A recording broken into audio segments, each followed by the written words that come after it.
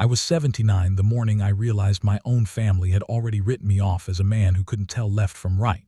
It was October 12th, 2022, cold enough in Tacoma that the windows in my little Rambler fogged over from the kettle. I remember the hiss of it, the way the steam curled like a warning I didn't understand yet. If you were sitting across from me right now, you'd probably see the way my jaw still tightens when I think about what my daughter said that day. Because that was the morning I heard her whisper, "Dad won't even remember we talked about this," while standing not 20 feet away in my own damn house. You know what the worst part was? She said it soft, confident, like I was already gone. I had the recorder running already, my little black Olympus, the one my late wife bought me years ago so I could tape my fishing stories. I'd started using it again because things weren't adding up. Papers moved, bills I didn't remember choosing to put on auto pay, checks missing from the back of my Citizens Bank book. And that tone in her voice, that syrupy patient tone grown kids use on strangers in the nursing home, well, I'd been hearing more of it. That morning, though, that's when I knew. That's when the ground shifted under me. I'd left the recorder on the kitchen table, tucked under yesterday's Tacoma News Tribune. When she and her husband Jeff walked in, I pretended I was still rinsing out my coffee mug. The water was warm on my hands, but my stomach had gone cold. I heard them shuffle through my mail, like always, and then I heard the papers stop. Then Jeff said, "If we get power of attorney filed before winter, we can manage everything before his memory really goes." Before my memory really goes. Like it was a schedule, like the end of me was penciled in between Thanksgiving and Christmas. I didn't move. I just kept that mug under the faucet, letting the water run over my hands until they stung. You might think a man of my age would snap right then, shout or slam a door. But no. I'd worked the Ford plant for 32 years. I learned a long time ago that the quieter a man gets, the more dangerous he becomes. My daughter stepped closer. "Dad," she called out sweetly, "did you take your pills this morning?" I played along, turning off the faucet like I just remembered it. "What? Oh, maybe. I can't recall." I made my voice soft, a little shaky. It hurt to do it, but you've got to understand, I already knew the only way to find the truth was to let them think they were ahead of me. She whispered to Jeff, not knowing my hearing was still sharp as a roofing nail, "See, he's slipping." I gripped the sink until my knuckles went white. That's how it started. Not with someone smashing a window or breaking into my account with fancy computers. No. It started with the people you trust easing you into a grave you're not ready to lie in. After they left, I sat down slowly at the kitchen table, pulled out that little recorder, hit stop, and listened to everything. Their voices, the shuffle of my mail, Jeff muttering under his breath about liquidating accounts. My daughter saying, "He won't fight it." My hands shook, but not from age, from anger, the kind that makes you breathe slow and deep so you don't break something with your bare hands. I rewound the tape and listened again. Not because I had to. Because I needed to feel the truth burn its way in. By the time the sun dipped behind the cedar trees in my backyard, I had made one single promise to myself. If they were going to treat me like a helpless old man, I'd let them. Just long enough to catch every last lie. There's something you should know before we go further, something I didn't tell anyone then. I wasn't confused. I wasn't forgetting things. I'd taken the VA memory exam 6 months earlier and passed it clean. I could still remember the license plate of my first truck, Washington plates, 695 MRC. The mind was fine. The body's worn, sure, but the lights upstairs were still on. But they wanted me weak. And people who want you weak always make the same mistake. They forget weakness can be faked. That night, after heating up leftover chicken pot pie from Safeway, I set the recorder on the table, opened my notebook, and wrote 3 words in block letters. Record everything now. Because they thought I wouldn't notice. They thought I wouldn't remember. They thought dementia would be the perfect cover for what they planned to do. They had no idea what kind of man they were dealing with. Not yet. And if you think this was the worst of it, what I overheard next, in the weeks that followed, was enough to make my hands go cold even now. They didn't know I was listening. They didn't know I was documenting. They didn't know I was building a case. But the moment they tried to take away the one thing every man my age fights to keep, his dignity, that was the moment I decided I wasn't going down quiet. Not for them. Not for anyone. Before all this, before the whispers, the missing papers, the soft looks that cut deeper than knives, my life in Tacoma was quiet in the way an old man comes to appreciate. I'd retired from the Ford plant back in 2008 after 32 years on the line. My knees had gone first, then the shoulders, but the mind was still mine, sharp as the smell of winter on the Puget Sound. If you were sitting across from me right now, you'd see the way I reach for my coffee slower than I used to, but you'd also see how steady my eyes are. I wasn't some drifting old man staring out the window at squirrels. I had routines, structure. Hell, I still drove my 2004 F-150 into town every Tuesday for groceries and every Thursday for breakfast at Gino's Diner. 2 eggs over easy, hash browns, bacon, rye toast. Gino always joked that the day I changed my order would be the day Mount Rainier erupted. My daughter, Lisa, used to tease me about that too, before she started hovering, before her tone shifted, before she and Jeff started coming around with concerns instead of hugs. She wasn't always like this. And that's what still gets me. Years back when my wife Carol was alive, Lisa was the soft-hearted one. She used to bring us casseroles when Carol's arthritis flared. She'd sit with us on the porch and talk about her job at the insurance office, her dreams of moving to Spokane, her plans for her 2 boys. I'd watch her laugh with Carol, see her eyes sparkle, and think she turned out all right. Those memories don't go away. They get buried under the newer ones, the colder ones, but they don't disappear. After Carol passed in 2017, everything got quieter. The house felt bigger. The nights felt longer. I kept busy the way men my age do, tending the yard, fixing the fence, volunteering at the Veterans Hall on 24th Street.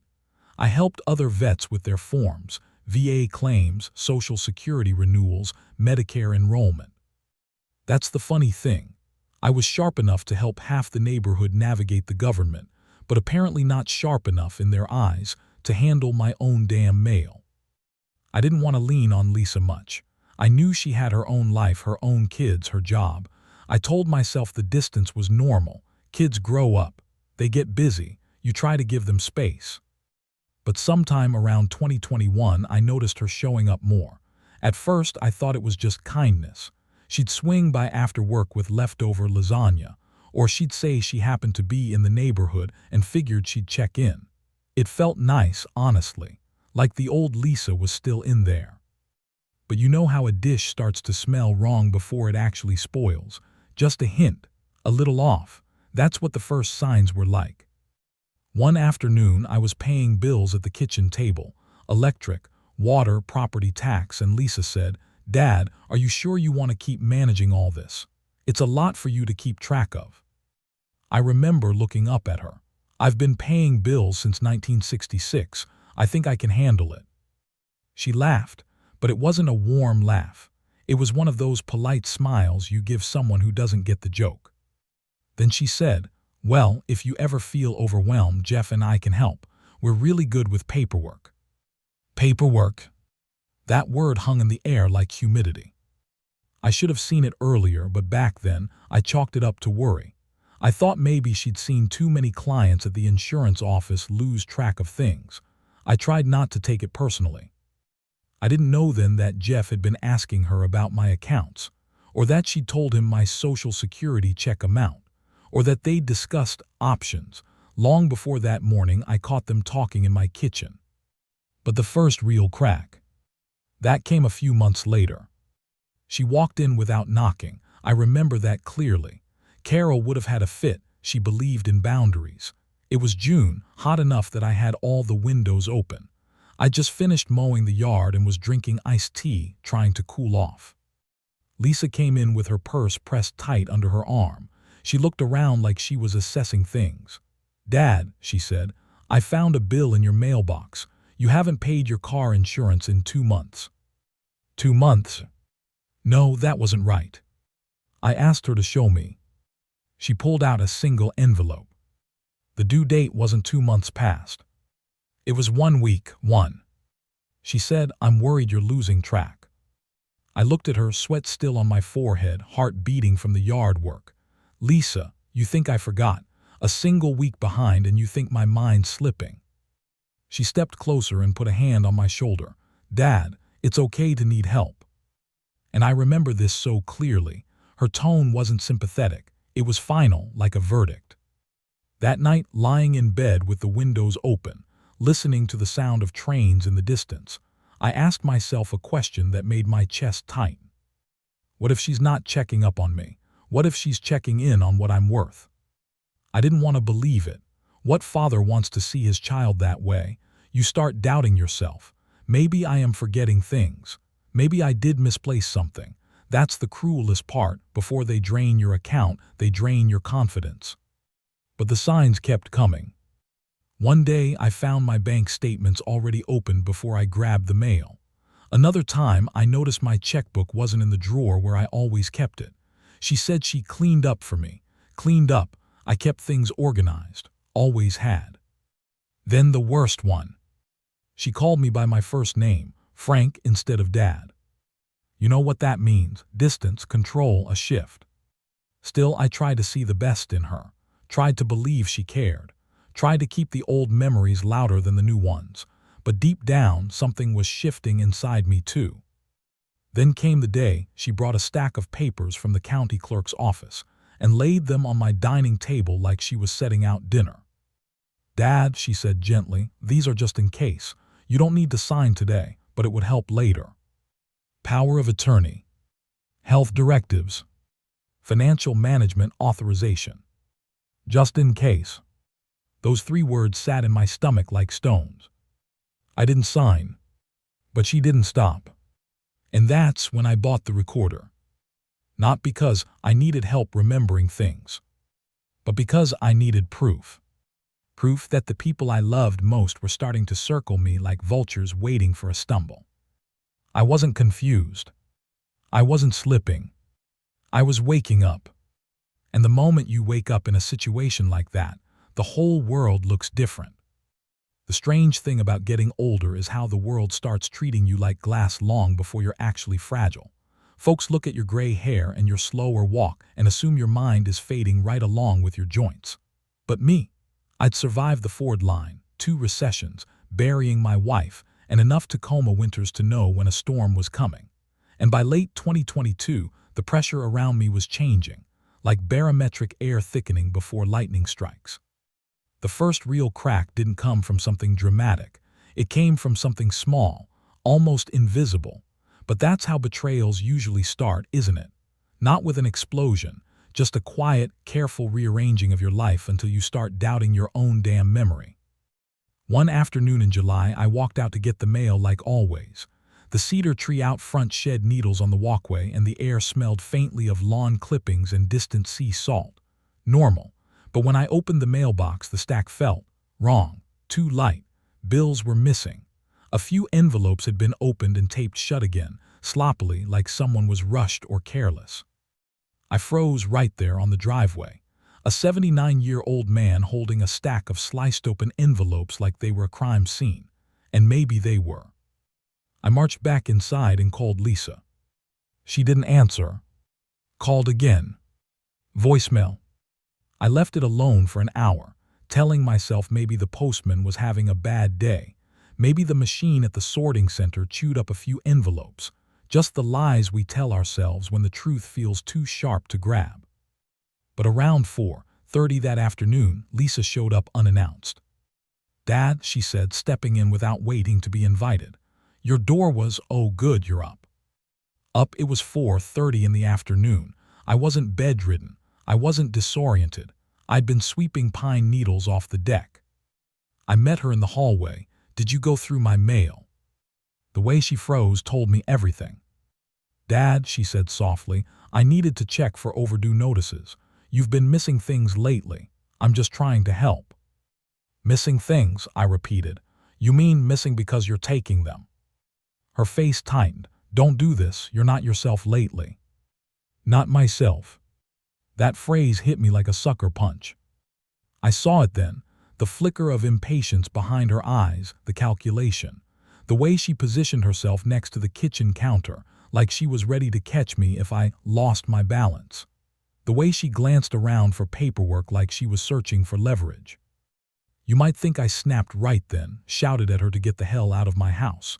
But no, I'd learned to play a long game, so I softened my voice and said, "Maybe you're right, maybe I am forgetting things." Her shoulders relaxed. People always relax when they think they're winning. That night I pulled out my old safe from under the bed, heavy steel with a dial I'd kept oiled since the early 90s. Inside were Carol's old jewelry, our marriage certificate, my Army medical records, and a few savings bonds. Everything looked untouched. But the next morning, I checked again. The bonds were gone. 6 of them, each worth $500. Signed by me, purchased between 1988 and 1992. I sat on the edge of the bed, the safe door hanging open, my breath caught in my chest. I felt my pulse pounding against my temples. A man can misplace keys. A man can forget where he put his glasses, but bonds inside a locked safe. No, that wasn't forgetting. That was theft. I checked the dial. No scratches, no marks. Whoever opened it knew the combination. Only 2 people ever knew it, me and Lisa, because Carol made me tell her after my heart surgery in 2004, just in case. Those were Carol's words. Just in case. I'd come to hate that phrase. Still, I needed proof, something beyond suspicion. So I did something I never thought I'd have to do in my own home. I slid the little black recorder into the kitchen cupboard behind the stack of coffee filters and left it running. The next time Lisa came over, the first words she said, before even hello, were, "Dad, did you go into the safe? You weren't supposed to touch anything without me." My stomach dropped. "Why?" I asked, trying to sound confused. "Because," she said, forcing a smile, "we talked about keeping things organized. Remember, you asked me to help." "I don't remember that," I said quietly. She reached out, touched my arm. "See, that's exactly what I mean." Later, when she left, I pulled out the recorder and hit play. The sound of her voice filled my kitchen, calm, collected, rehearsed. She de-recorded lies with the confidence of someone who'd already taken steps she couldn't reverse. Then came the moment, the sentence that changed everything. "We need to get this POA filed, Jeff. He's already forgetting conversations. If we wait too long, it'll be harder to prove." Prove? Like I was a legal case. An obstacle. A man to be documented, not loved. Then Jeff's voice chimed in, low and steady. "Once the accounts transfer, we can consolidate everything. It'll be easier." Easier? For who? I paused the recording and sat there staring at the pattern on my table, the old oak grain Carol used to trace with her fingers when she was thinking. The kitchen was quiet except for the hum of the refrigerator. Outside, a garbage truck clattered down the street. Life going on like normal while mine was being carved up piece by piece. You might wonder why I didn't call the police right then, or confront Lisa, or tell my sons in Portland. But betrayal like this, it does something to a man. It makes you slow down. It makes you think twice. It makes you realize that the person who should look you in the eye and call you dad might be building a case to put you away in a home. And the moment authorities hear memory issues from a child, they start listening to them over you. So I needed more than proof. I needed a plan. That week, the first truly dangerous crack appeared, something so bold, so blatant, that I realized they were accelerating the timeline. It was a Wednesday afternoon when I found a brochure slipped between my gas and electric bills. It wasn't addressed to me, no return label, just a folded pamphlet titled, "Understanding Memory Decline, Choosing the Right Long-Term Facility." Inside, someone had circled a place in Puyallup. A facility with secured memory care. The kind with locked floors. I stared at that circle for a long time, my hands numb, my breath thin. Locked floors. For me. I called Lisa. She answered on the second ring. "Lisa," I said, keeping my voice steady, "did you leave a pamphlet here?" Silence then. "Oh, Dad, I thought it wouldn't worry you. I was just gathering information." "Information for what?" I asked. "For when things get worse." There it was, right in the open. She was planning for a version of me that didn't exist. I swallowed hard. "Lisa, do you think I'm losing my mind?" Another pause. Then, in a slow, apologetic voice that made my skin crawl, "I think you need help, Dad." The worst part, she believed it. Or she'd convinced herself. She needed to believe it so she could justify what she was doing. That night I sat in my recliner, lights off, recorder in my shirt pocket. The house creaked softly around me like old houses do. I felt the weight of years pressing on me, but not because I was weak, because I was angry, deep, cold anger that settles into a man's bones. I whispered aloud to no one but Carol's memory, "They think I'm slipping. They think I'm done." The recorder caught the tremor in my voice. Not fear. Resolve. Because by then I knew two things. First, Lisa wasn't acting alone. Jeff had his fingerprints all over this. Second, they were getting ready to move fast. And if I wanted to survive this, if I wanted to keep my home, my accounts, my freedom, I needed to stay quiet, play dumb, and gather every ounce of evidence they offered me. I wasn't losing my mind. I was preparing my case. I've lived through my share of hard hits, union layoffs in '82, burying my father, the night Carol's heart failed in the living room while I held her hand. But nothing prepared me for the moment my whole world tilted sideways in my own damn house. Not a metaphorical shift, a real one, like the floorboards moved. It was Saturday, October 29th, just after 3:00 p.m. I remember the time because the Huskies were mid-game on the radio and I'd muted it to rest my ears. The air smelled like wet leaves blowing in through the cracked window. I had my checkbook out, going over my usual monthly rhythm. Gas, electric, property tax, phone bill. Nothing complicated, routine. The kind of routine a man clings to when the world tries to make him feel smaller than he is. The first sign of trouble was subtle. My bank balance wasn't matching the scratch pad I kept in the drawer. I thought maybe I misread the numbers. Happens. Eyes get older. But the second sign, that one hit like a hammer. There were withdrawals, big ones. Not a few dollars at a time. Not grocery store swipes. I'm talking 4,000, then 6,000, then 2,500, all within the span of a single week. The ledger said authorized. But I hadn't authorized a damn thing. I felt my chest tighten. Then something colder, sharper, settled right behind my ribs like the point of a chisel. I grabbed my old magnifying glass and held it over the printed sheet. The transactions were marked with initials. LJ. LJ. LJ. Lisa Johnson. My daughter. I stared at those two letters until my eyes stung. My first thought wasn't anger, it was disbelief. A man's mind plays tricks to protect him. Maybe she mixed something up. Maybe it's fraud. Maybe the bank messed up. I wanted one of those wild explanations to be true. Anything but the one sitting right in front of me. But then came the shattering blow. Something worse than the withdrawals. Worse than the pamphlet. Worse than the bonds vanishing. A letter. Folded. Slipped under my kitchen table pad. I didn't remember putting it there. I didn't remember seeing it before. I pulled it out, unfolded it, and felt my hands go unsteady. It was addressed to the Pierce County Court. It was filled out, but not submitted. Not yet.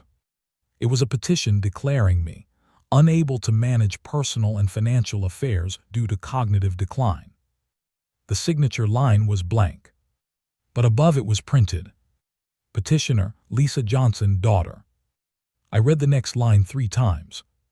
She requests temporary guardianship until full psychological evaluation is completed. My ears rang. The world got quiet, too quiet. I felt the weight of years pour into me all at once. This wasn't suspicion anymore. This wasn't a maybe. This wasn't a misunderstanding. She was trying to take my life, piece by piece, legally, publicly, permanently. I sat back in my chair, so hard it scraped across the linoleum. Then I saw it, the handwriting. Not mine. Not Lisa's. Jeff S. Those blocky, sharp letters he always used when filling out forms. He'd signed Carol's hospice forms that way. I recognized the slant, the impatience in the strokes. The bastard had filled out the guardianship request himself. I don't know how long I sat there staring at that paper. Might have been 10 minutes, might have been an hour. I remember the clock ticking. I remember the faint rumble of a motorcycle on the road outside. I remember the way the window breeze carried the smell of rain. But most of all, I remember the feeling that bloomed inside my chest.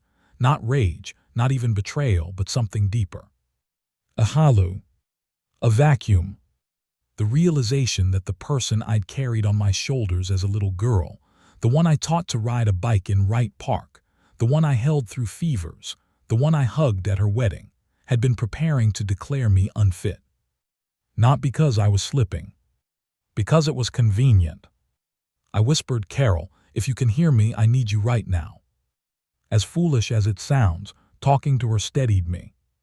I wasn't done reading, not by a long shot. I turned the page. In the evidence of decline section, someone had written, "Shows confusion about dates and bills, misplaced financial statements, repeats questions, demonstrates inconsistent memory, vulnerable to exploitation." Every accusation was a twisted version of something Lisa herself had orchestrated.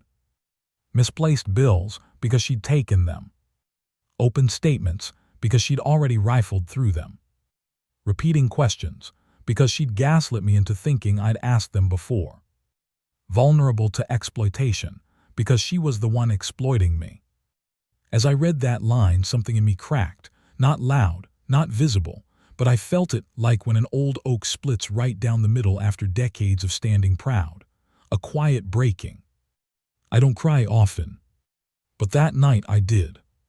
Not big sobs, not loud cries, just quiet tears that slipped down without permission, tears that felt older than I was. Then came the sound that snapped me back, footsteps outside on the gravel, light, quick, too familiar. Lisa. I didn't even have time to hide the papers before she walked in. "Dad," she called out gently, "thought I'd stop by and check on you." I wiped my face with my sleeve and stood up. "I'm here," I said. She came into the kitchen and froze. Her eyes flicked to the letter on the table, the guardianship request. Her voice caught, Where did you find that?" I didn't answer. She set her purse down slowly, carefully, like someone approaching a scared animal. "Dad, listen to me, that's..." I raised a hand, "Don't lie." She swallowed hard. I could see it, the guilt, the fear, the calculation. She was trying to decide which version of the truth to serve me. "It's just precautionary," she whispered. "Your memory has been failing." "My memory," I said, "is fine." "Dad," she said gently, "you're forgetting conversations. You're repeating yourself." "No," I said, stepping closer, feeling something hardening inside me. "I'm remembering things just fine. In fact," I tapped my shirt pocket, "I record things now." She froze. Her eyes flicked to the pocket, then back to my face. A wave of panic washed across her features, but she covered it quickly with soft concern. "Dad," she whispered, "you're scaring me." "No," I said. "You're scared because you didn't know I'd been paying attention." Something shifted in her expression right then. The mask slipped, just for a second. I saw the truth. She was cornered, and cornered people get dangerous. She stepped forward, lowered her voice to a soft whisper. "Dad, please, let me help. If your mind is slipping, you need someone you trust to keep things safe." I stared at her. "You took 6 savings bonds." Her breath hitched. "What?" "Don't play dumb." I don't know what you're talking about." "You opened my mail." "No, Dad, I was checking." "You wrote that I was confused." "Dad, you're trying to put me away." Her eyes glossed over and she sank into the chair. "Dad, I'm trying to protect you." I picked up the guardianship letter and laid it in front of her. "Protect me from what? Myself? Or from the money you can't touch while I'm still breathing?" That's when her face changed. Not anger, not sorrow, something colder. Acceptance. Like she'd finally decided the plan needed to move faster. She stood, reached for her purse. "I'll come back later," she said carefully, "when you're calmer." But I heard her whisper as she walked out the door. "He's getting worse. We need to do this soon." Not to me. To Jeff. He must have been waiting in the car. When the door shut, I felt something rise in me, something I hadn't felt since my union days on the Ford line. Fight. Not desperation. Not panic. Fight. A man knows when he's under attack. And a man knows when it's time to sharpen his tools. I walked back to the table, picked up the recorder, rewound it, and listened to the last 30 minutes. Her voice, her lies, her panic, her slip-up. Evidence. Cold, hard evidence. And right then, at that exact moment, I knew I wasn't the one losing my mind. I was the one preparing to save it. You ever watch a storm roll in across the Sound? Not the quick kind that passes through Tacoma in an afternoon, but the heavy, slow-moving kind that changes the air before the clouds even show their faces. That's what those weeks felt like. Pressure building. The house too quiet. My skin prickling with that old gut instinct I hadn't felt since my days on the line, when you knew a machine was about to fail long before the alarms went off. After Lisa walked out that day with the guardianship papers still lying on my kitchen table, everything inside me changed. I didn't sleep more than a couple hours a night. I'd wake to the creaking of the house and sit there in the dark, heart pounding, listening for the sound of her key in the door. Because that was my first real fear. She had a key. And a person with a key doesn't need permission. Just an angle. I started hiding things. My bank statements, my checkbook, the deed to the house. I slipped them behind the loose board in the hall closet, the one Carol always joked would be the perfect spot if we ever decided to hide treasure maps. Funny how jokes turn into survival mechanisms. But hiding papers wasn't enough. What ate at me, day and night, was the idea that I could lose everything not because I did something wrong, but because they convinced the right people I already wasn't there. Do you know what it's like to fear your own daughter's voice? To imagine her sitting in an office at the county building, saying things like, "He gets confused. He repeats himself. He's unsafe. He needs structure." Structure, that word's a cage when you're old. The worst part, it wasn't the fear of losing my house. It wasn't the money. It was the idea that the world would believe her over me. The world listens to youth. It trusts the young. A man my age, they pat your hand, tilt their heads, and decide the truth for you. That realization settled over me like a weight I couldn't lift. Around the beginning of November, things got darker inside and out. Days were shorter, nights were sharp, and Lisa kept coming by more often, sometimes twice a day, sometimes with soup, sometimes with a forced smile, sometimes with questions that had hooks buried in them. "Did you remember your appointment, Dad? You seemed confused yesterday. Do you feel okay today? You forgot the garbage cans on the curb again. You asked me that already. I don't think you meant to leave the oven on." She'd say those lines with that soft, patient voice that made me feel like a ghost in my own skin. The thing is, some of those things were true. Yes, I forgot the garbage cans once. Yes, I repeated a question or two, because I was distracted, because I was drowning in worry, because I was listening for footsteps that weren't there. Yes, I left the oven on once while warming up leftover chili. But here's what people don't understand. Fear makes the mind scatter. Betrayal makes reality slippery. And being watched makes you doubt your own steps. I wasn't losing it. I was under siege. One night, November 7th, I found myself standing in the middle of the living room at 3:12 a.m. No lights on, no memory of getting out of bed, just standing there, hands trembling, breath fogging in the cold air of the house. I whispered, "What is happening to me?" But the answer wasn't that I was slipping. It was that I was breaking under the weight of a truth no child should put on their parent. My own daughter wanted me gone. And fear does strange things to a man. The next morning, I mixed up the sugar and salt while making oatmeal. First time in my life I'd ever done that. poured a whole spoonful of salt in before I realized. I dumped the whole pot and sat there at the kitchen table with my hands wrapped around a cup that had gone cold. I didn't cry, didn't rage, just sat. For maybe 20 minutes. The phone rang around 10 a.m. It was Lisa. "Dad, are you up?" "Yeah." "You sound tired." "I'm fine." "You don't sound fine." A pause, then a softer voice. "Dad, I'm worried about you." I should have hung up. But I didn't. Because some part of me still wanted her to love me the way she used to. "Dad," she continued, "Jeff and I talked. We found an evaluator who can do a home visit. It might help settle things." "Settle things?" I asked, my throat tight. "Yes, give us clarity." "Clarity, another word that means we decide your fate." I heard myself whisper, "I don't need an evaluator." "You do," she said gently, "and this isn't optional anymore." That line, "This isn't optional." That's when the bottom dropped out. I hung up without another word. Then I sat there in my silent house, feeling something I hadn't felt since Vietnam-era protests shut down our plant in '71, the sense that everything was about to snap. Those next days were the lowest of my life. I stopped going to Gino's diner, stopped going to the Veterans Hall, stopped leaving the house unless I had to. I didn't want anyone to see me. Not because I was ashamed, but because I didn't trust myself anymore. Not my memory, not my reactions, not my voice, not when every little slip could be used as ammunition. One afternoon, I dropped a whole carton of eggs on the floor, just slipped out of my hands. They cracked everywhere, yolks like yellow eyes staring back up at me.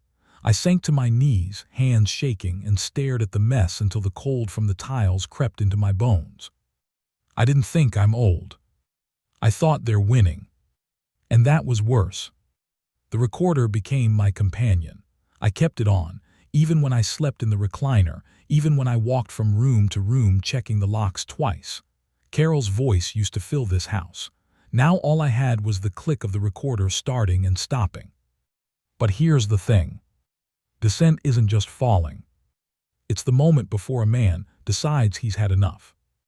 And for me, that moment came on November 14th. Early morning, gray light cutting through the blinds, my phone buzzed. A text from Lisa. "Evaluator scheduled for this Friday at 10 a.m. Please don't forget." Evaluator. Friday. Not optional. They were moving ahead. With or without me. And just like that, like a switch flipping, the fog lifted. I sat up. My breath steadied. Something old and stubborn woke inside me. Something that had been asleep since the day Carol died. I realized, if I didn't fight now, if I didn't outthink them, if I didn't act fast, I'd lose my house, my money, my freedom, my dignity, my life. Elder guardianship. Once it's filed, the court takes control. They can freeze your accounts, move you to a facility, lock the doors, dictate every step you take. I knew this because I'd helped a fellow vet fight the exact same thing 5 years earlier. It took him 8 months to get out. 8 months of locked halls and fluorescent lights. No, not me. So I did the only thing I could. I grabbed the recorder, the guardianship form, the bank statements, the overdraft notices, the missing bond list, and the pamphlet for the memory care facility, and I laid them all out on the dining room table like I was assembling a weapon. Because that's what it was. Evidence is a weapon when the world thinks you're weak. And I wasn't weak. I was angry. I was cornered. And a cornered man becomes something else entirely. That evening, as I stared at the pile of proof Lisa had unknowingly handed me, a thought came to me, slow, steady, undeniable. I can't win this alone. But there are people who know exactly how to fight it. And that meant reaching out, looking beyond family, finding an ally, someone who believed in truth over convenience, the kind of person Lisa would never expect. Someone who would change everything. When you're young, gathering forces means calling buddies, getting loud, moving fast. But when you're pushing 80, gathering forces looks different. It's quieter, smarter. You don't lift your fists, you lift your facts. You gather people who still believe your voice matters, and you pray to God you're choosing right. For me, the first ally showed up not because I asked, but because she was paying attention. Her name was Rosa Alvarez, the night shift nurse from the VA clinic off Union Avenue. I'd known her for years. She'd cared for Carol near the end, always speaking to her like she was still fully there, even when Carol struggled to answer. Rosa had this intuition about people, this calm way of seeing what others missed. And she sure as hell noticed something was wrong with me. It was November 16th, 2 days after Lisa's evaluator text, when I walked into the VA clinic to pick up my blood pressure medication. Rosa spotted me right away. I must have looked like hell. My shirt wasn't tucked in, my eyes were tired, and the recorder bulged awkwardly in my shirt pocket. She leaned over the counter. "Mr. Johnson, you all right?" I tried to shrug it off. "Just getting older, that's all." She didn't buy that for a second.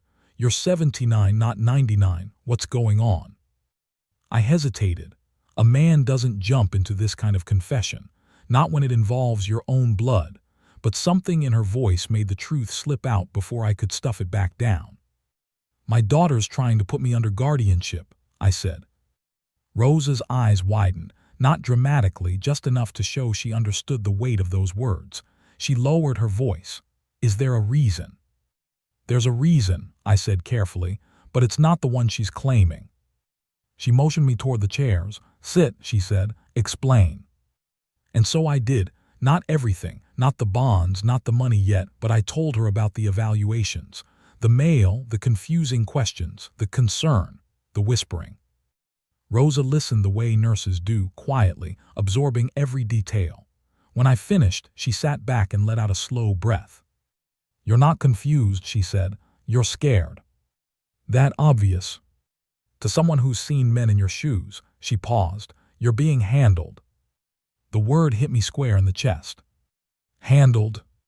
Like a case. Not a father. I rubbed my forehead. "I need help, Rosa, but I can't go to my kids, and I can't walk into the county office because they'll hear one damn word, memory, and stick me on the wrong list." Rosa nodded. "You're right. Once that narrative starts, it snowballs." Then she straightened. "Do you trust me?" I didn't have many people left to trust, but I trusted her. Carol trusted her. That was enough. She leaned forward. "There's someone you need to meet. She helps seniors fight guardianship petitions, works with legal aid downtown. Smart, tough, doesn't fall for the family crap." I blinked. "Legal aid, like pro bono lawyers?" "Yes, but Margaret picks her cases carefully. She doesn't waste her time with liars. You have evidence. That matters." I almost laughed. "Evidence? I've got hours of recordings." Rosa's eyebrows shot up. "Recordings?" I tapped my shirt pocket. "This thing hasn't stopped running in weeks." She stared at me for a long moment. Then she said something I never expected. "Good, keep it running, and keep every file backed up." "I wrote notes," I added quietly. "Dates, times, conversations." "Bring everything," she said. "Margaret'll know what to do with it." That night I gathered every scrap of evidence. The recorder, the guardianship form, the missing bond list, the overdraft notices, even the damn pamphlet for memory care. I placed it all in a worn leather folder Carol had given me on our 25th anniversary. Gathering for me was literal. For what was coming, I needed an arsenal. The next morning, Rosa drove me downtown in her old Honda CR-V. "You look nervous," she said. "I'm walking into a room where they'll either save my life," I said, "or tell me I'm losing it." Rosa's hand tightened on the wheel. "You're not losing it, you're fighting." We parked near the legal aid building. Small, brick exterior, no grandeur, just a simple sign, Pierce County Senior Legal Defense Services. Inside, the air smelled like old coffee and paper. A receptionist glanced up. "Walk-in or appointment?" "Margaret Chen," Rosa said. "Tell her Rosa sent Mr. Johnson." The receptionist lifted an eyebrow recognition. She dialed a number, whispered into the receiver, then nodded for us to sit. 5 minutes later, the door opened. And out stepped a woman in her early 50s, sharp eyes behind thin glasses, wearing a navy blazer and holding a steaming mug. She looked at me the way a mechanic looks at an engine. They see the problem before you even describe it. "Mr. Johnson," she said, "let's talk." Her office was small but organized. Files stacked in neat piles. A map of Pierce County on the wall with color-coded markers. She closed the door behind us and motioned me to the chair across from her desk. Rosa sat beside me, more like a guardian than my own daughter. Margaret folded her hands. "Rosa tells me you believe your daughter is pursuing guardianship without cause." "She's not just pursuing it," I said. "She's stealing from me." Margaret didn't flinch. "Let's start from the beginning." So I told her everything. This time the whole story, the mail, the bonds, the overdraft withdrawals, the pamphlet, the evaluator, the recordings. When I finished, she leaned back in her chair, tapped her pen against her notebook, and let out a low whistle. "Well," she said, "Mr. Johnson, this isn't early-stage manipulation. This is coordinated." "I know. Do you have the recordings with you?" I pulled out the recorder and placed it on her desk. She clicked the play button, listened for all of 7 seconds, and stopped. "That's enough," she said. "This is admissible." My heart thudded. Admissible. Yes, and the financial documents. I handed her the folder. She flipped through the pages like someone reviewing battlefield maps. Missing bonds, unauthorized withdrawals, attempts to restrict your access, and she has a key to the house. "Yes. She's staging you as incompetent," Margaret said plainly. "Classic pattern.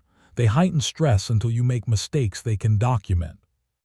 "I dropped eggs," I murmured. "I left the oven." "Because they've destabilized you," she said. "Not because you're incompetent."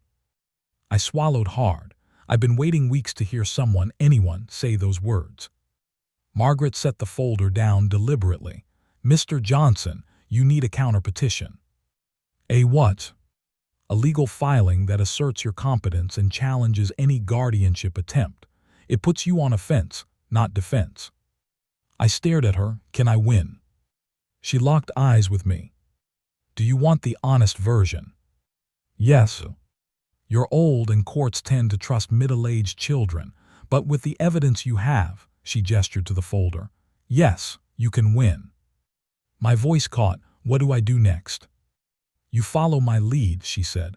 "No improvising, no confrontations, no telling your daughter you're getting help. You stay quiet. Let her keep handing us rope." "Rope?" "To hang her case with." Rosa let out a breath beside me, like she'd been holding it the whole time.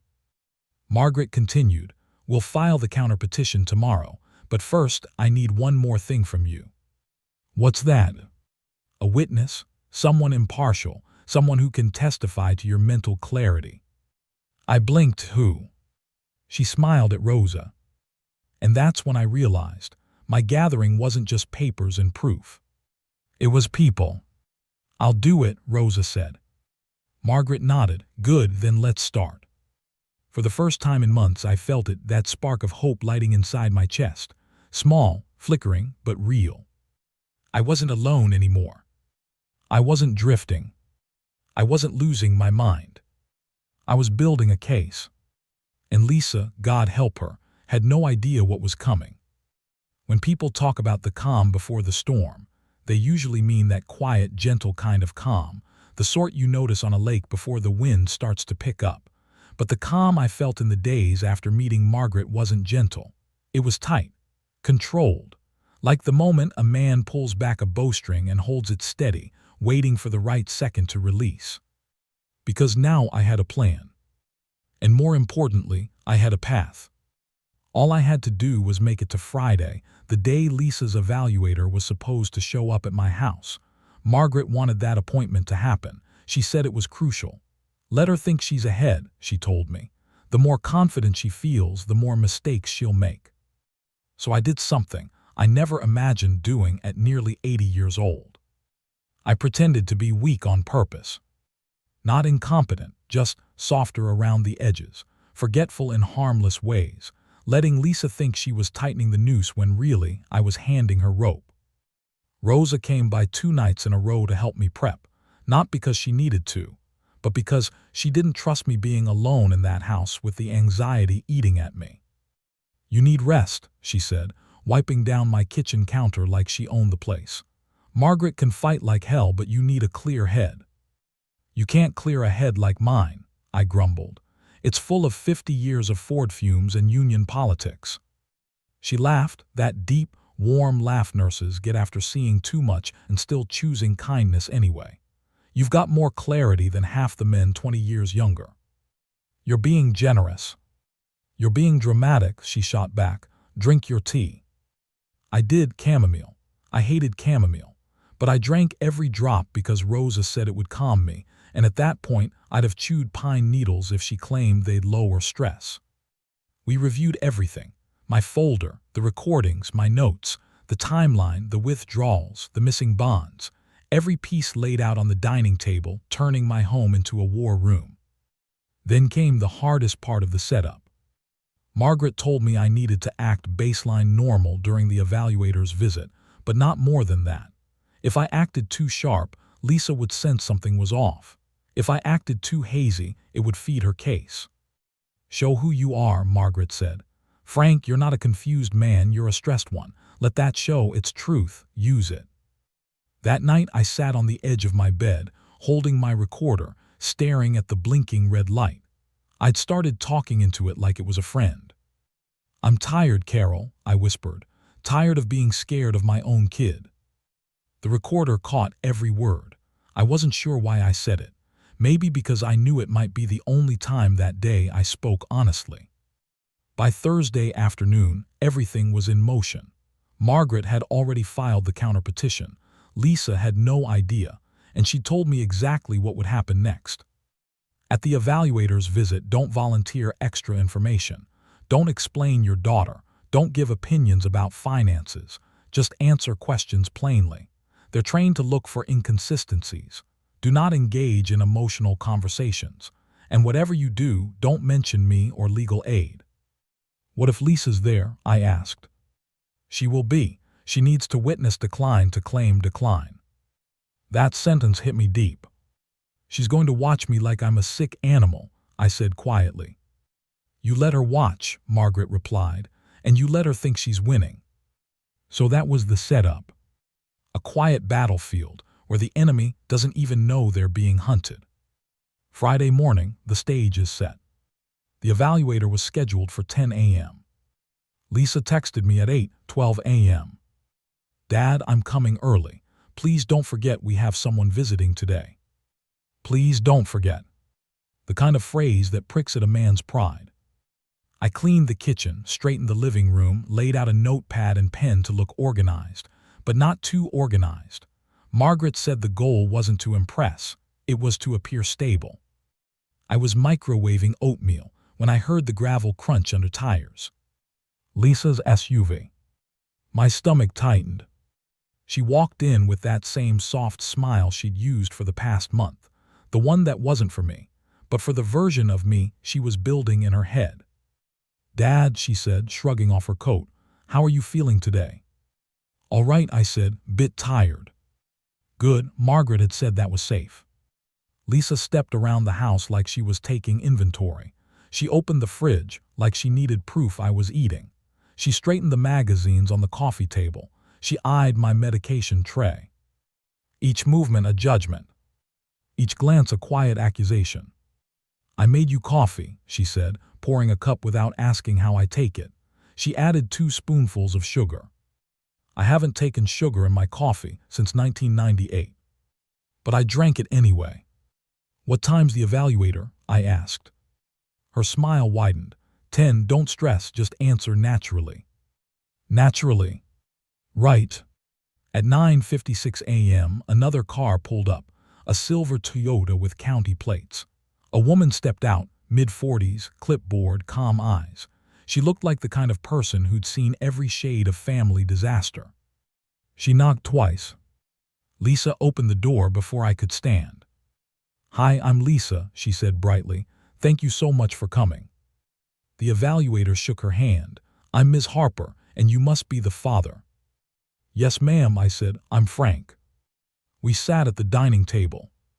Lisa hovered behind me like a shepherd guarding a confused sheep. But Ms. Harper surprised me right away. "I'd like to speak with your father alone first," she said. Lisa's smile cracked. "Oh, is that necessary?" "It's policy." Lisa froze, then slowly nodded and stepped out to the living room. The shift in the air was immediate.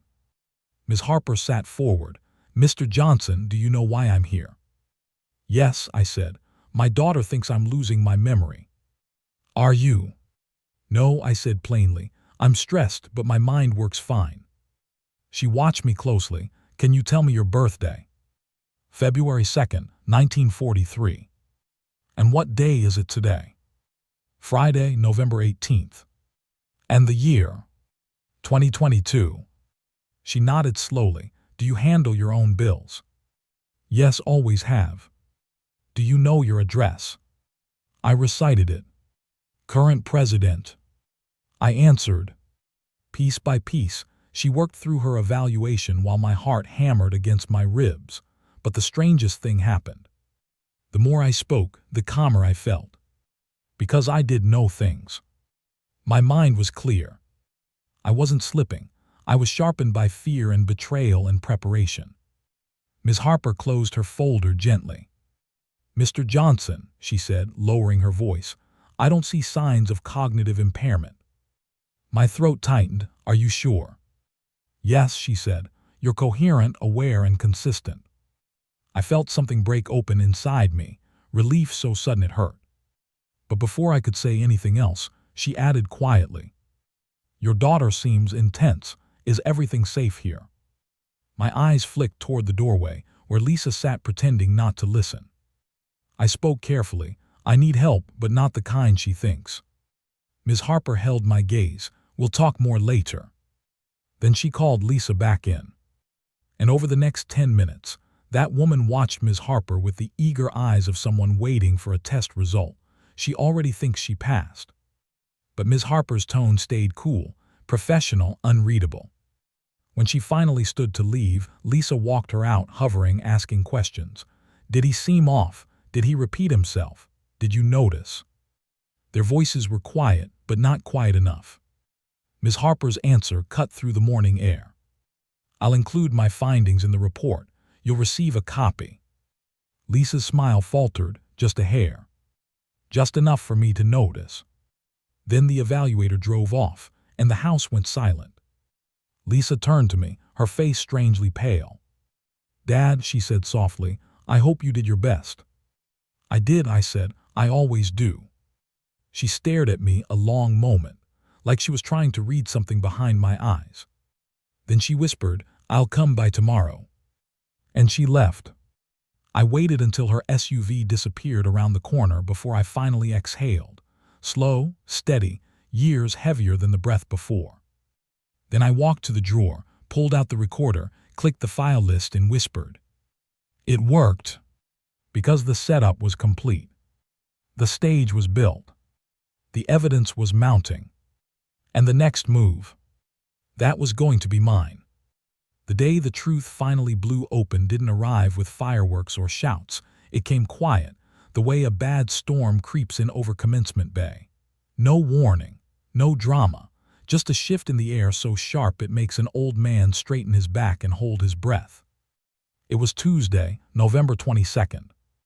3 days after the evaluator's visit. 2 days before Thanksgiving. 6 days since Margaret filed the counterpetition.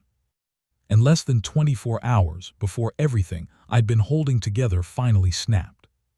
The day started too calm. I don't trust calm anymore. Calm usually means someone else is stirring trouble in the background. Around 9:15 a.m., my phone buzzed. A message from Lisa.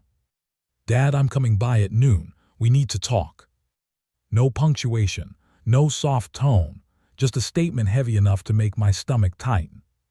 I sat there at the kitchen table staring at the screen. My hands didn't shake, not this time. Something colder settled inside me, resolve. The kind men get when they've run out of options except the truth. I called Margaret. She answered on the second ring. Frank. Lisa's coming, I said. Noon. Good, she replied. Let her come. What do I do? You follow the plan, you act normal, you let her talk, and you record everything. I swallowed, and if she pushes something, papers, a signature. You don't sign anything, you don't touch anything, and if she tries to escalate, you say, let me think about it, nothing more. I nodded, even though she couldn't see me. When do we reveal the counter-petition? Not yet, she said. She'll find out soon enough. Her voice lowered, getting that razor-edge tone lawyers must learn somewhere along the way. Frank, today is when she'll make her move. Be ready. I put the recorder in my shirt pocket, the same spot it had been for weeks, my armor, my witness, my shield. Lisa arrives. At 11:58 a.m., her SUV rolled up the driveway like it owned the place. She didn't knock. Of course she didn't. She walked in like she lived there. Dad, she called out, where are you? In the kitchen, I said. She appeared in the doorway, clutching a stack of papers so thick it could have been a mortgage packet. Her smile didn't reach her eyes. We need to go over some things, she said. All right. She sat across from me, spreading the papers out on the table. Each sheet looked official, government stamps, legal wording, signatures, highlighted lines. This is for your safety, she began. Funny, people say for your safety, right before they strip your freedom. I'm worried about you, she went on. The evaluator confirmed some things. I kept my face steady. What things? Well, she said you seemed uncertain in some answers. That was a lie. A confident one. Delivered smoothly. But my heart stayed steady because I knew what Margaret told me. The evaluator had submitted her report to the county, but Lisa hadn't seen it yet. So she was bluffing. I let her bluff. Lisa took a breath. Dad, we need to move forward with guardianship, temporary just until we know more. I didn't speak. Didn't blink. She pulled one paper forward. This form gives me temporary control of your accounts so I can protect you from mistakes or exploitation. Exploitation. She used the word without irony. I'll need your signature, she said quietly, right here. She pointed to the line. My name printed underneath. My life printed underneath. I felt the air thin in my chest. Let me think about it, I said. Dad, she insisted, this is time sensitive. I know, and I'll think about it. She frowned. You're not understanding. If we don't act now, things could get worse. I looked up at her. What exactly do you think is getting worse? She froze, just long enough for me to see the flicker of anger behind her calm expression. You're repeating questions, she said. You're losing documents. You're confused about bills. And you told the evaluator you forgot conversations. That was another lie. A blatant one. I didn't say that, I said. Her voice hardened.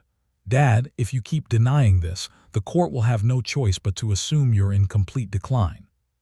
There it was. The threat. Spoken in my own kitchen. I leaned back in my chair and watched her carefully. Lisa, why are you doing this? Her eyes darted away. Because I love you. No, I said quietly. Why are you really doing this? Her jaw tightened. I've been taking care of everything. You need me to take over. I nodded slowly. And the withdrawals? Her face went blank. What withdrawals? The ones from my account. I don't know what you mean. And the bonds? What bonds? And the petition you filled out. Her breath hitched. Dad, you're confused. Am I? Her lips tightened. Yes. Then I did the thing Margaret told me never to do unless absolutely necessary. I pressed the recorder in my shirt pocket. Just once. Loud enough for her to hear the click. Her eyes widened. What was that? She asked. Insurance, I said. She stood up, palms flat on the table. Dad, turn it off. No. Her voice sharpened. Turn it off.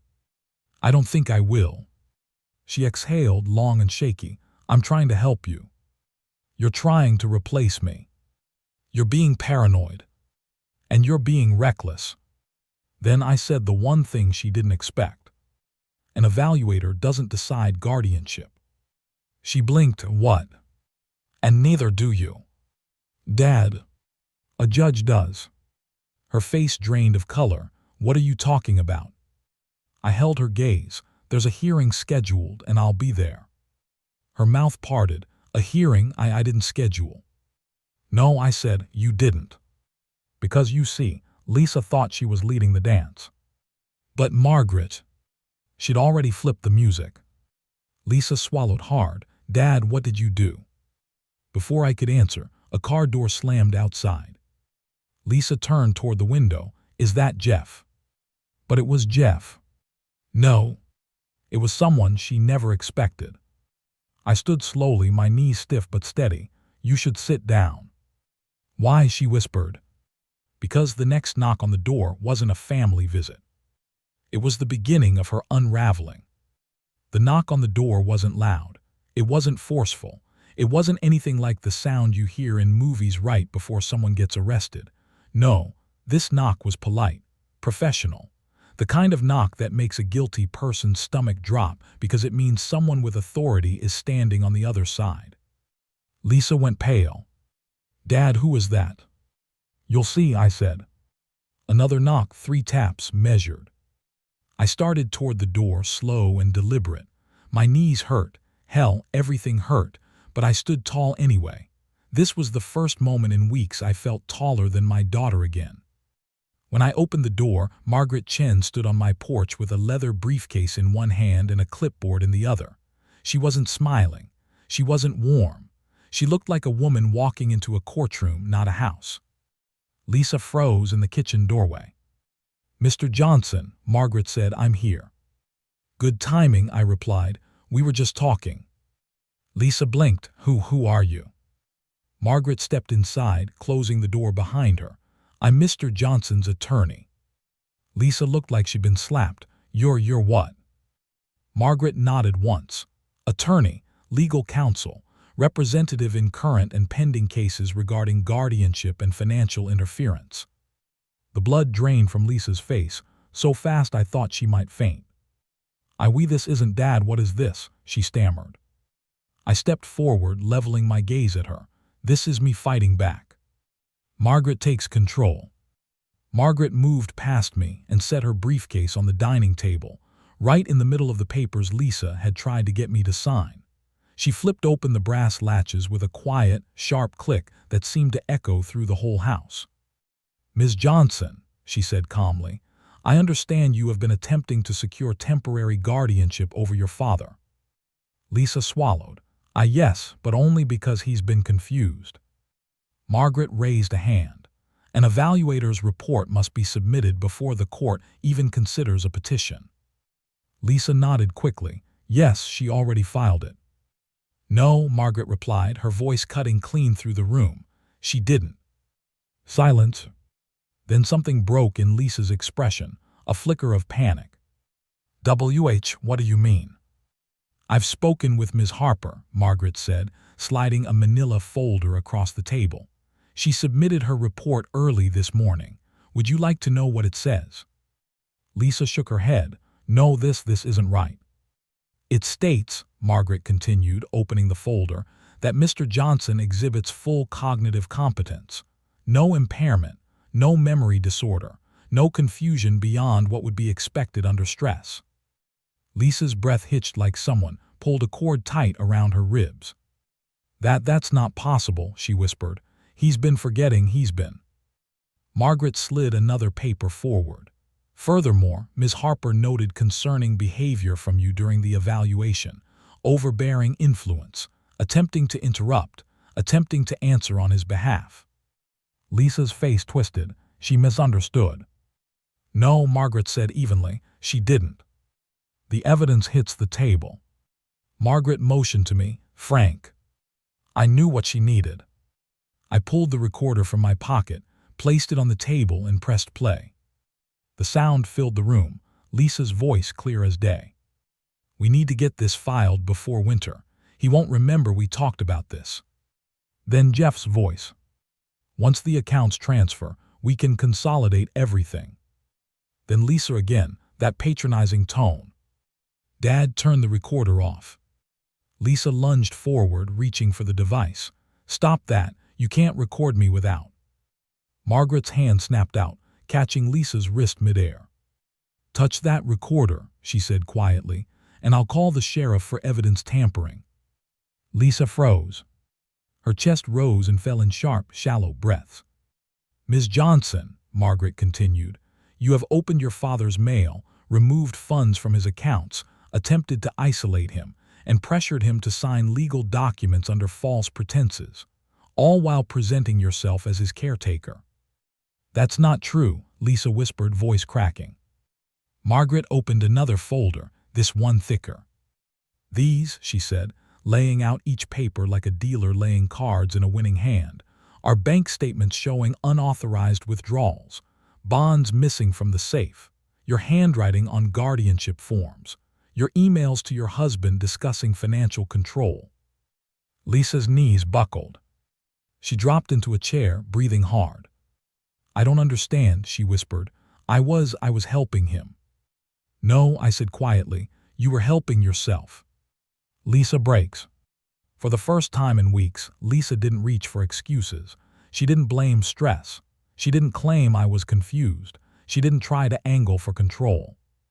She just sat there, staring at the table like it was a grave she didn't mean to dig. Then she buried her face in her hands. Dad, I didn't mean for it to go this far. I felt something inside me twist. Pain, anger, love buried so deep under betrayal it barely twitched anymore. You were going to put me in a facility, I said. I thought you needed help, she choked out. You thought I was a burden. She didn't answer. That silence said everything. Margaret's voice stayed calm, steady, merciless. Ms. Johnson, a judge will review this. You will be required to respond to the counterpetition. You will explain your actions under oath. Lisa looked up at me, tears streaking down her cheeks. Dad, please, I got overwhelmed. And instead of asking me, I said, my throat tight, you tried to take my life away. She sobbed, not quietly, not prettily, but with the kind of sound that comes from a person whose plans are collapsing in on them. Margaret closed her briefcase. This isn't the end, she said, but it is the moment everything turns. Lisa squeezed her eyes shut. What happens now? I stared at her, seeing the little girl she used to be and the woman she'd become at the same time, two ghosts fighting inside one body. And I said the only sentence I could manage. Now we let the truth do its work. Because this wasn't the confrontation. This wasn't the finish. This wasn't the downfall. This was just the first crack in Lisa's perfect plan. The execution had started. You'd think the moment Margaret put those papers on the table, those bank statements, the guardianship form in Jeff's handwriting, the recorded conversations, you'd think that would have been the moment everything snapped clean. Case closed. Justice served. But life doesn't work like that. Not at 80, and not in America's legal system. The truth doesn't march in wearing a badge. It crawls. Slow. Messy. Painful. And the days that followed that confrontation, those days were some of the most complicated of my life. Because winning isn't clean when it's your own child on the other end of the fight. The day after, Lisa didn't come by the next morning. Or the next after that. The house felt different without her hovering over the mail, correcting me, standing behind me like a shadow trying to swallow my decisions whole. The silence wasn't peaceful, it was sharp, edged, too heavy to ignore. On the fourth morning, I woke up to frost on the grass outside and a tightness in my chest I couldn't shake. I brewed coffee, sat at the table, and stared at the empty seat where Lisa usually placed her purse before interrogating me. The absence felt worse than her presence ever did. I kept wondering, was she ashamed? Or was she regrouping? Around 10, my phone buzzed. Unknown number. Mr. Johnson, this is Detective Paul Weaver, Pierce County Sheriff's Office. Please call me back. My throat tightened. I dialed immediately. He answered on the first ring. His voice was steady, professional. "Mr. Johnson, I've been contacted by Adult Protective Services. They forwarded documentation concerning possible financial exploitation." I closed my eyes. APS. That meant Margaret had filed everything. "Yes," I said quietly, "I'm aware." "I'd like to come by," he said, "ask some questions." My stomach clenched. Is Lisa in trouble?" "We're gathering facts," he replied. That was no comfort. The visit.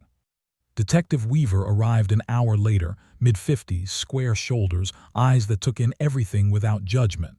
I invited him inside. He didn't rush. He didn't push. Just sat down across from me and opened a small notebook. "Mr. Johnson," he said, "I'm going to ask you some difficult questions. Let me know if you need breaks." I didn't. I'd been living in difficulty for months. He started slow. Dates, names, patterns. When did the withdrawals start? What access did Lisa have? Who opened my mail? Had I ever signed over control? Every answer I gave felt like pressing on a bruise. At one point my voice cracked. "Detective, I raised that girl." "I know," he said quietly. "That's why these cases are the hardest." I showed him my folder, the statements, the pamphlet, the guardianship form with Jeff's handwriting. When I pulled out the recorder, he held up a hand. "I've listened to the file APS sent over," he said. "It speaks for itself." That's when I saw it, pity in his eyes, not the degrading kind, the human kind. "Mr. Johnson," he continued, "based on what I've reviewed, we will be opening an investigation." I swallowed hard. "What does that mean?" "It means your daughter will be questioned." I felt that pain in my chest again, tight, sharp. "And if she's found guilty?" He hesitated. "Financial exploitation of a vulnerable adult carries severe penalties." "I'm not vulnerable," I said, my voice rising. "I'm angry, I'm scared, but I'm not vulnerable." He nodded.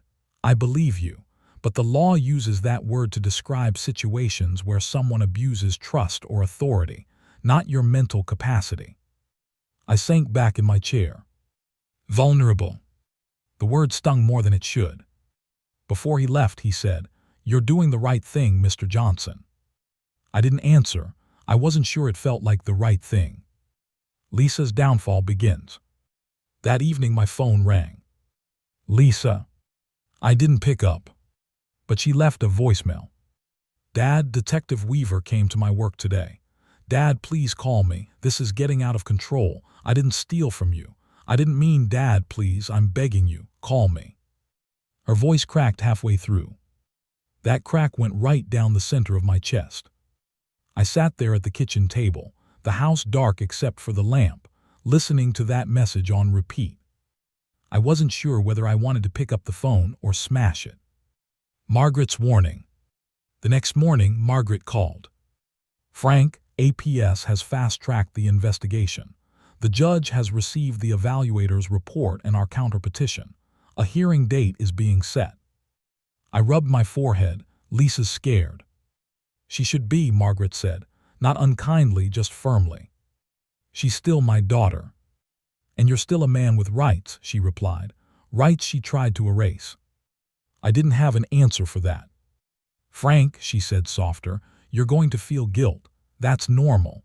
But guilt doesn't erase what she did.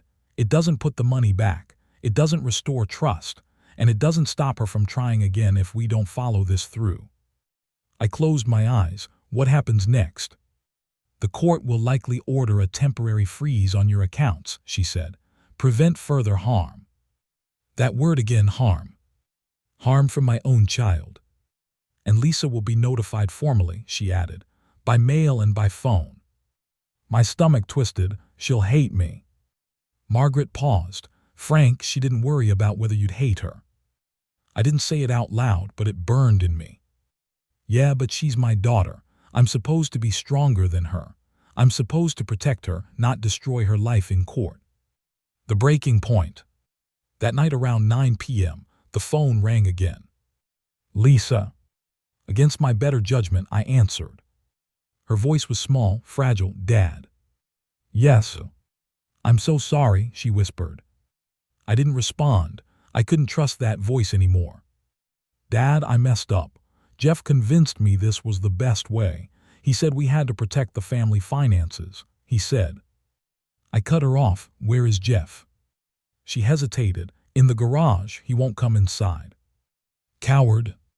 Dad, she said, voice trembling, I swear I wasn't trying to steal. I thought you needed help, and I panicked. That's not what the recordings show, I said. She started to cry soft, painful sounds. I know how it looks, but Dad, if this goes to court, I could lose my job, my house, my boys. My heart clenched. Her boys, my grandsons, innocent in all this. I whispered, Lisa, why didn't you just talk to me? I thought you'd say no, she sobbed. I would have, I said, but I wouldn't have traded you for the police. She cried harder. I'm sorry, she said again. I'm so sorry, Dad. I wanted to hug her. I wanted to yell at her. I wanted to protect her. I wanted to erase everything she'd done. But I'd spent months being gaslit, lied to, manipulated, nearly shoved into forced guardianship. Forgiveness wasn't a switch I could flip. I hear you, I said quietly, but apology or not, this is already bigger than us. There was silence on the line, heavy, resigned. I know, she whispered, I know. Then the call ended. The cost of revenge. That night I didn't sleep. I sat in the recliner staring at the ceiling, wondering when the world had gotten so damn complicated. Revenge isn't clean. Justice isn't simple. And protecting yourself doesn't feel good when the person you're protecting yourself from is someone you once carried on your shoulders through Point Defiance Park. My chest hurt with something deeper than anger, grief. You don't grieve strangers. You grieve people you love. And I was grieving Lisa long before the judge ever saw the case. The court date arrives. On December 2nd, the Pierce County Court sent the official notice. Hearing date, December 14th. Matter: petition to establish guardianship versus counterpetition for competency and financial exploitation. A single sheet of paper. Black ink. But my hands shook when I held it. This was it. Not the plan. Not the setup. Not the confrontation. The reckoning. And if you think walking into that courtroom felt like victory, you're wrong. It felt like walking into a funeral. I just didn't know who we were burying yet. I didn't sleep the night before the hearing. I lay in my bed staring at the ceiling, listening to the heat kick on and off, the house settling, the wind brushing against the siding. Familiar sounds, normally comforting. But that night they felt like reminders, old bones creaking, old stories shifting, old truths demanding to be faced. I kept thinking about Lisa, the little girl who used to fall asleep on my chest while I rocked her in the old chair. The teenager who cried when her first boyfriend broke her heart. The young woman who asked me to walk her down the aisle.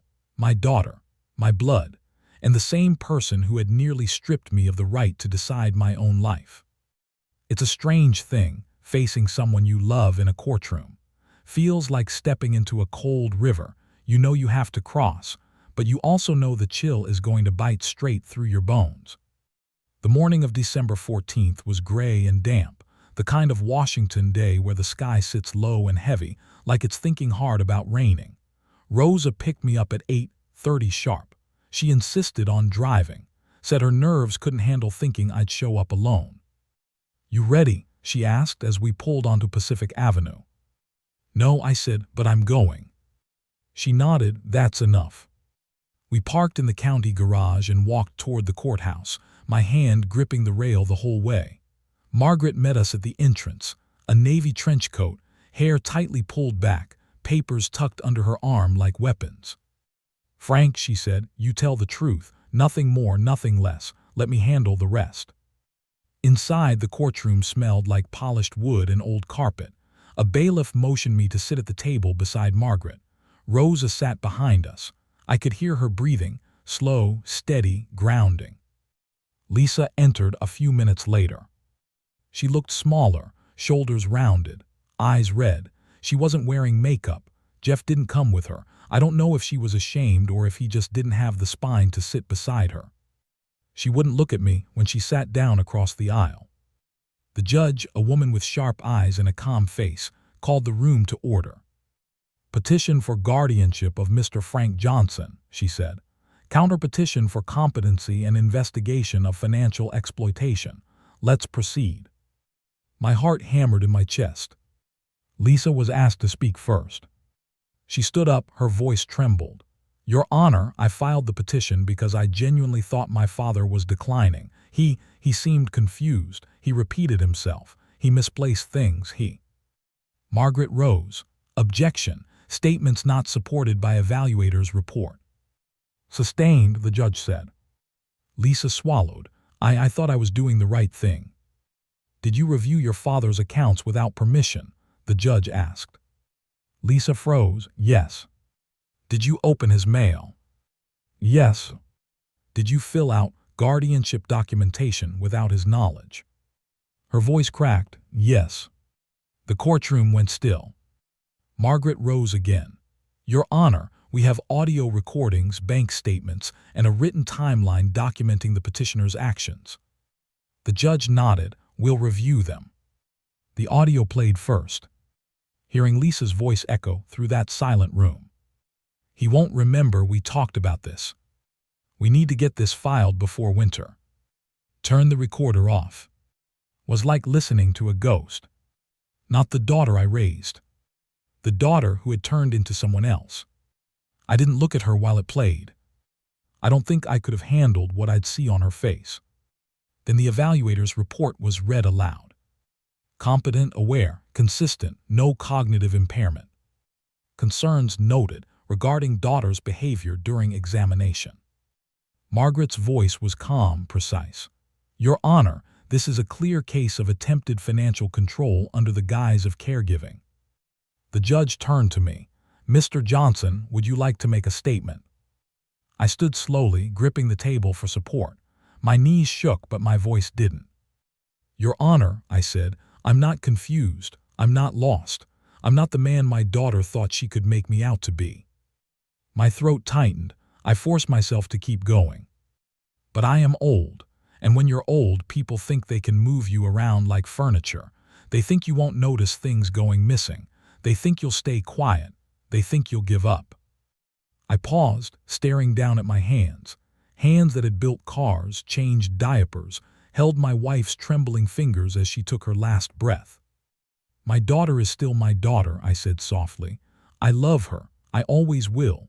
But she betrayed my trust, and trust is the last thing a man my age has left.